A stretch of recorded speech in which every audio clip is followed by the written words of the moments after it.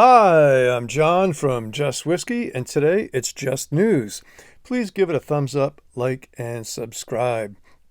And check out my other channel, Just Music, in which I uploaded into MP3 form um, the CD of 9 original songs that my band Malcontents recorded back in 2005. And the intro music you hear is the first track on the MP3 on my channel. I'll put the link in the description below. You can check out the whole thing and hear the full song and the full CD. I play drums in all the tracks. Excuse me. And my cousins play all the other instruments, pretty much. If you check out my review, I go into the whole story on my Just Music channel. And to steal a page out of Jeff from G Whiskey's book, I have a mystery pour in these glasses. Stick around to the end and I will reveal what those are. But today it's just news. And Jeff from G Whiskey beat me to it with the disclosure of the forthcoming Diageo special releases, which usually come out in the fall, September-ish, maybe into October. He's such a copycat. He knew I was going to do this. He's like, I got to beat John from Just Whiskey. So without further ado, let's get to the news. And it's mostly all about new releases. We're going to start off with Diageo special releases. Talisker. I'm the big Talisker fanboy. Talisker 14-year-old at 53.9%, finished in ex-bourbon casks, toasted by the heat of volcanic rocks from the Isle of Skye. So that's interesting wordplay there. Finished in ex-bourbon. That have been toasted. So I'm guessing they're taking their standard ex-bourbon, probably second fill, and they're transferring these to these special casks. I'm very excited about that one. I have no idea on prices on any of these. They seem to go up every year. We'll see. But that Talisker 14-year-old, usually they've been going with, 8s and 11s. It's been a while since they did a 15, which I absolutely love. All right. Lagavulin 12 every year is the featured Lagavulin 12. That's going to come in at 56.5% ABV, matured in refill casks. I'm assuming ex-bourbon, although it doesn't state ex-bourbon. And PX and Oloroso seasoned European oak butts. So these are seasoned, not ex-matured sherry casks. That sounds interesting as well, but the prices have been getting crazy on that Lagavulin 12. I can only imagine what that's going to go for, but it does sound good. Then there's the Singleton, the Glen Ord 17-year-old at 55.5%, and that's finished in ex-mezcal and second fill sherry casks. That sounds kind of wacky. That one doesn't really intrigue me.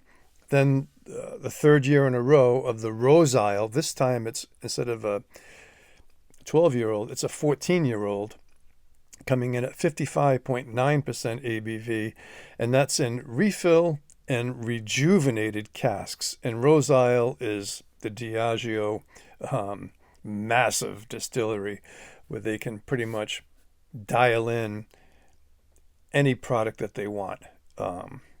So that sounds interesting as well. Then we have the Oban 12-year-old, 54.7% ABV, and all it says it's ex-bourbon. So that one really intrigues me. A true pure offering. This Oban 12, 54.7. These are all cask strength, by the way. Ex-bourbon. So you're going to get the distillate driven DNA from that for sure.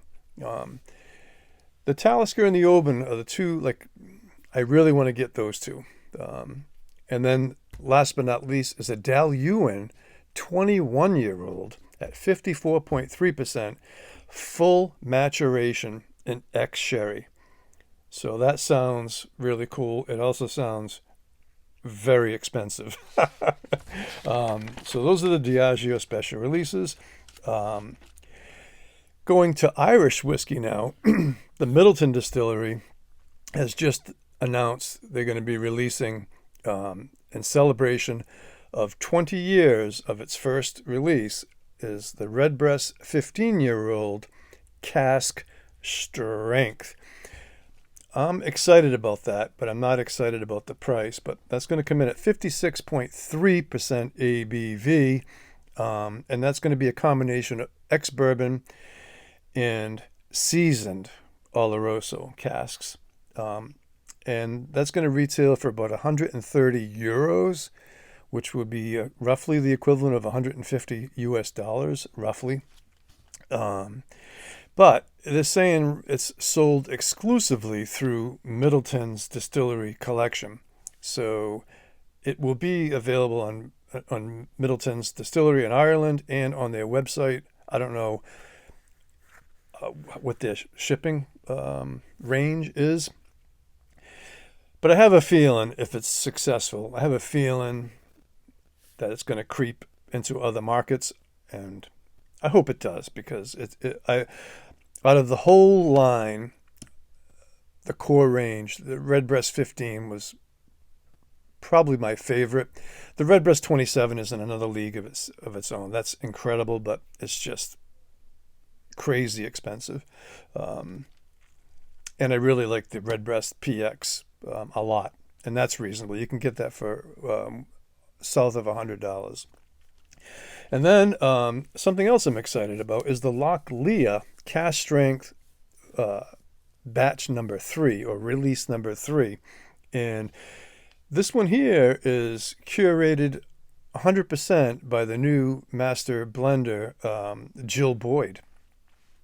And it's going to be a combination of ex-Oloroso, sherry butts, and ex-Islay casks.